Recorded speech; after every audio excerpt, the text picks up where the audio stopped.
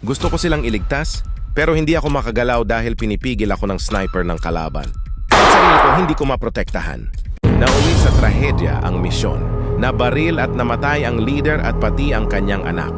Makalipas ang 1 taon, bumalik ako sa parehong lugar ng labanan. Sa pagkakataong ito, pinili kong mag-operate ulit sa lupa kasama ang aking grupo. Isang gabi, pumasok kami sa bahay ng isang lokal na pamilya at ginawa namin itong pansamantalang kampo para makapagpahinga at magplano. May impormasyon, kami na ang target naming kriminal ay nagtatago sa isang gusali malapit doon. Mainit ang pagtanggap ng may-ari ng bahay. Hinaya niya kaming kumain kasama ang kanyang pamilya. Habang nasa hapag, puno ng tawanan at kwentuhan ang paligid. Tinuturuan pa niya ang kanyang anak sa takdang aralin. Sa unang tingin, parang normal at payapang pamilya. Pero may napansin akong kakaiba. Ang kanyang mga siko ay namamaga at may bakas ng matinding pressure. Para sa iba, walang ibig sabihin yon. Pero para sa akin, malinaw. Mga marka iyon ng taong matagal na nakadapa habang gumagamit ng baril.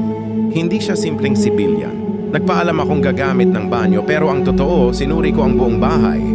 Nang maramdaman ko ang kakaibang tunog sa sahig, hinanap ko agad ang pinanggagalingan. Inangat ko ang ilang patong ng karpet at natuklasan ang isang bakal na takip. Sa ilalim nito may nakatagong imbakan ng sandata. Bumalik ako agad sa kainan, hinila ang lalaki at pinakita sa kanya ang nadiskubre ko. Binigyan ko siya ng 2 opsyon, sumuko at tumulong sa amin o harapin ang mabigat na kaso laban sa kanya. Ilang oras ang lumipas. Dinala namin siya sa isang lugar kung saan pinaghihinalaang naroon ang target. Pinakumatok namin siya sa pinto. Nang may magbukas na armadong bantay, agad itong pinabagsak ng aming sniper. May pagkakataon siyang tumakas habang nagkakagulo. Pero sa halip, pinulot niya ang baril ng napatay at sinubukang lumaban. Hindi siya nagtagal, agad siyang napatumbak. Pinasok namin ang gusali pero kakaunti na lang ang tao sa loob. Sa kusina, tumambad ang nakakatakot na eksena, mga bangkay, ng ilagay ng tao at mga lokal na tumulong sa amin.